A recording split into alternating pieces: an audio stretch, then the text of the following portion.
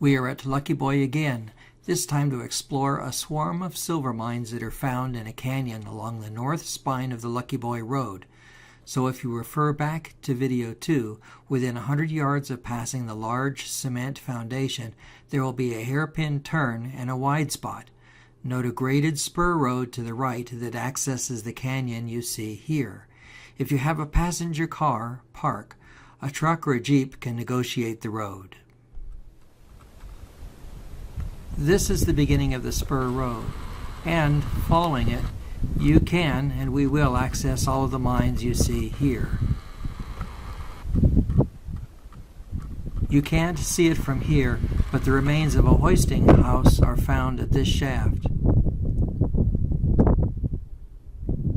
And this is the last of the shafts that we will take a look at.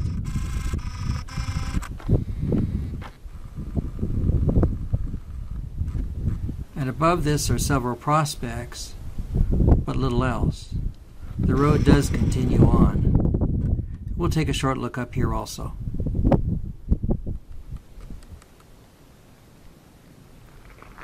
Walking along our spur road, within 25 yards of the turnoff, we can see quartz strings. Relatively little mineralization here, so they are not particularly interesting. But they are here.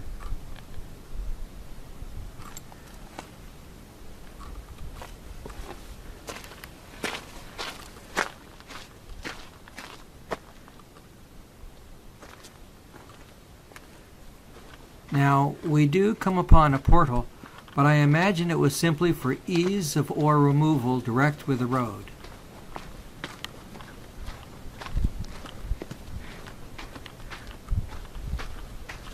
And here we go. 25 yards in, this access tunnel finds an enlarged chamber. Directly above, by maybe 50 feet, would have been the headframe. That accounts for the light you see once we get inside.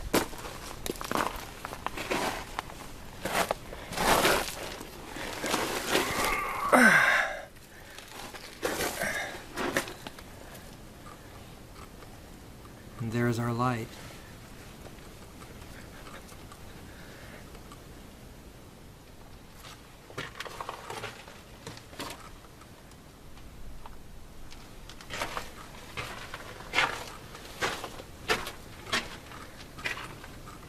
Obviously, if you go here, be damn careful.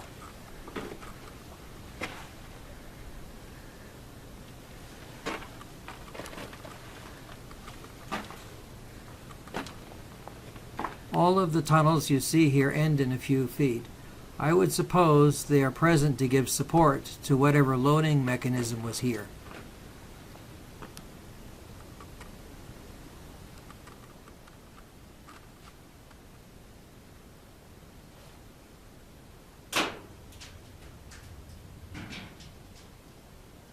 The mic does not pick it up, but that rock continues to sound for at least another 3 seconds after what you hear.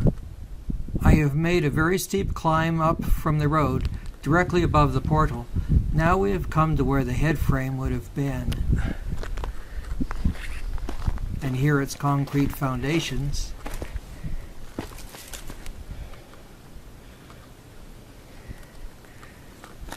And then our shaft is just a bit further.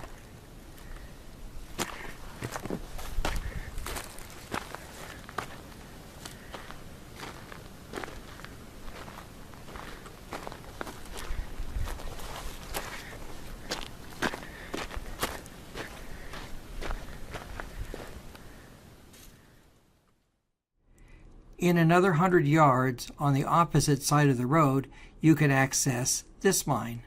The piping looks to be for air. Taking a look inside, the timbering looks very secure, but egads, look at what it's supporting. I'm not passing underneath that, especially since that timbering has been there for who knows how long. The tunnel takes a sharp turn to the left and then goes out of sight.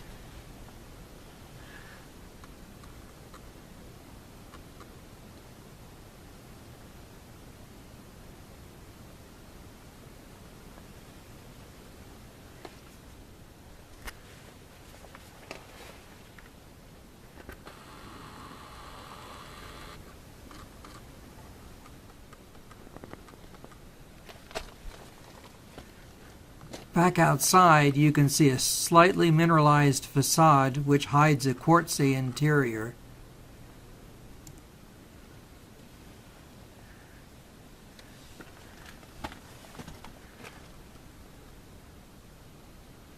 Here's a better look at that piping. All riveted. That's turn-of-the-century stuff.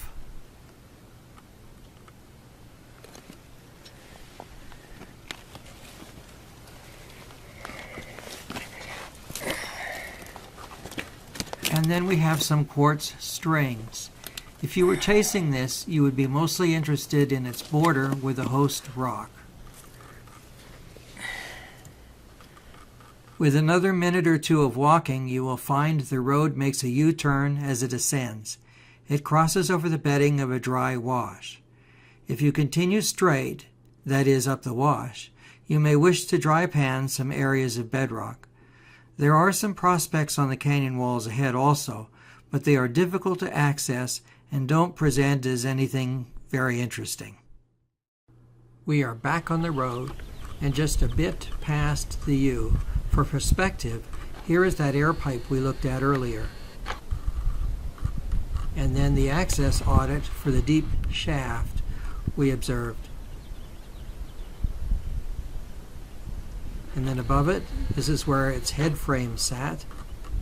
And to the right, there is some kind of a wooden gravity type transport, which would have gone down to the road. That mine is at the top of the hill. Here is a closer look. That's an ore chute at the top of the ridge. Just a few yards further down the road is this prospect. It's not very interesting. There is very little mineralization, and the host rock is quite unsettled and crumbly. But use this mine to get your bearings. From here you want to head off-road and almost straight up over the top of this prospect, with just a slight tilt to the right to see the next series of mines. They will begin no more than 100 feet above.